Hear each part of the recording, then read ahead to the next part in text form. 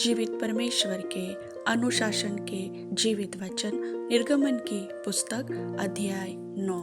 फिर यहोवा ने मूसा से कहा, फिरौन के पास जाकर कह, इब्रियों का परमेश्वर यहोवा तुझसे इस प्रकार कहता है कि मेरी प्रजा के लोगों को जाने दे कि मेरी उपासना करे, और यदि तो उन्हें जाने न दे और अब भी पकड़े रहे तो सुन, तेरे जो घोड़े, गदहे, ऊंट, गाय बैल, भेड़ बकरी आदि पशु मैदान में हैं, उन पर यहोवा का हाथ ऐसा पड़ेगा कि बहुत भारी मरी होगी।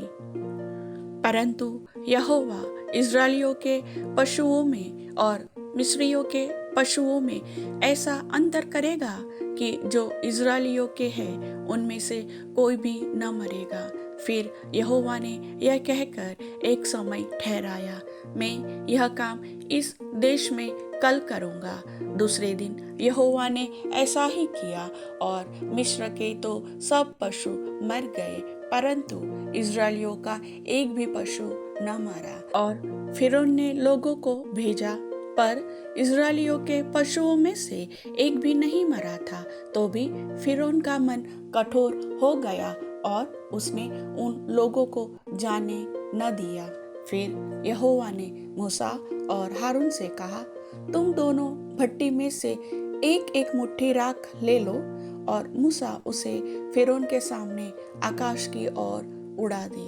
तब वह सूक्ष्म धूल होकर सारे मिस्र देश में मनुष्यों और पशुओं दोनों पर फफोले और फोड़े बन जाएगी।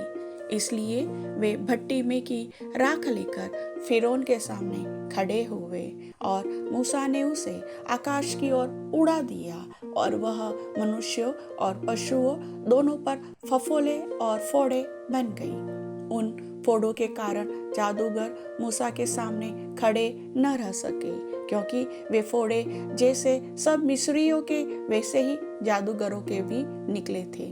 तब यहोवा ने फिरौन के मन को कठोर कर दिया, और जैसा यहोवा ने मूसा से कहा था उसने उसकी न सुनी। फिर यहोवा ने मूसा से कहा, सवेरे उठकर फिरौन के सामने खड़ा हो और उससे कह, इब्रियों का परमेश्वर यहोवा इस प्रकार कहता है कि मेरी प्रजा के लोगों को जाने दे कि वे मेरी उपासना करें, नहीं तो अब की बार मैं तुझ पर और तेरे कर्मचारियों और तेरी प्रजा पर सब प्रकार की विपत्तियां डालूंगा, जिससे तू जान ले कि सारी पृथ्वी पर मेरे तुल्य कोई दूसरा नहीं है। मैंने तो अभी हाथ बढ़ाकर तुझे और तेरी प्रजा को मरी से मारा होता और तू पृथ्वी पर से सत्यानाश हो गया होता, परंतु सचमुच मैंने इसी कारण तुझे बनाए रखा है कि तुझे अपना सामर्थ्य दिखाऊं और अपना नाम सारी पृथ्वी पर प्रसिद्ध करूं। क्या तू अब भी मेरी प्रजा के सामने अपने आप को बड़ा समझता है और उन्हें जाने नहीं देता? सुन, कल मैं इसी समय ऐसे भारी भारी ओले बरसाऊंगा कि जिनके तुल्य मिस्र की नींव पड़ने के दिन से लेकर अब तक कभी नहीं पड़े।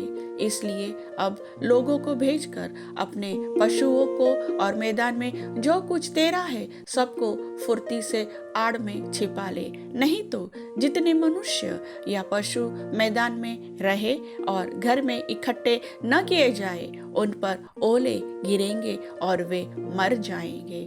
इसलिए फिरौन के कर्मचारियों में से जो लोग यहोवा के वचन का भय मानते थे, उन्होंने तो अपने अपने सेवकों और पशुओं को घर में हाँक दिया, पर जिन्होंने यहोवा के वचन पर मन न लगाया, उन्होंने अपने सेवकों और पशुओं को मैदान में रहने दिया। तब यहोवा ने मूसा से कहा, अपना हाथ आकाश की ओर बढ़ा कि सारे मिस्र देश के मनुष्यों, पशुओं और खेतों की सारी उपज पर ओले गिरे। तब मूसा ने अपनी लाठी को आकाश की ओर उठाया और यहोवा की सामर्थ्य से मेघ गरजने और ओले बरसने लगे और आग पृथ्वी तक आती रही। इस प्रकार यहोवा ने मिस्र देश पर ओले बरसाए। जो ओले गिरते थे उनके साथ आग भी मिली हुई थी, और वे ओले इतने भारी थे कि जब से मिस्र देश बसा था तब से मिस्र भर में ऐसे ओले कभी न गिरे थे। इसलिए मिस्र भर के खेतों में क्या मनुष्य क्या पशु जितने थे सब ओलों से मारे गए, और ओलों से खेत की सारी उपज नष्ट हो गई, और मैदान के सब वृक्ष भी टूट गए। केवल गोशन प्रदेश में जहाँ इज़राइली बसते थे ओले नहीं गिरे। तब फिरौन ने मूसा और हारून को बुलवा भेजा और उनसे कहा, इस बार मैंने पाप किया है। यहोवा धर्मी है और मैं और मेरी प्रजा अधर्मी है। मेघों का गरजना और ओलों का बरसना तो बहुत हो गया। अब यहोवा से विनती करो, तब मैं तुम लोगों को जाने दूंगा और तुम न रोके जाओगे। मूसा ने उससे कहा, नगर से निकलते ही मैं यहोवा की ओर हाथ फैलाऊंगा, तब बादल का गरजना बंद हो जाएगा और ओले फिर न गिरेंगे। इससे तू जान लेगा कि पृथ्वी यहोवा ही की है। तो भी मैं जानता हूँ कि न तो तू और न तेरे कर्मचारी यहोवा परमेश्वर का भय मानेंगे। सन और जौ तो ओलों से मारे गए, क्योंकि जौ की बालें निकल चुकी थी और सन में फूल लगे हुए थे, पर गेहूं और कठिया गेहूं जो बड़े न थे, इस कारण वे मारे न गए। जब मूसा ने फिरौन के पास से नगर के बाहर निकलकर यहोवा की ओर हाथ फैलाए, तब बादल का गरजना और ओलों का बरसना बंद हुआ और फिर बहुत मैं भूमि पर न पड़ा। यह देखकर कि मैं और ओलों और बादल का गरजना बंद हो गया, फिरौन ने अपने कर्मचारियों समेत फिर अपने मन को कठोर करके पाप किया। इस प्रकार फिरौन का मन हठीला होता गया और उसने इज़राइलियों को जाने न दिया, जैसा कि यहोवा ने मूसा के द्वारा कहलवाया था। प्रभु वचन के सुनने वाले सभी भाई बहनों को दीन और नम्र बनाए। आमीन।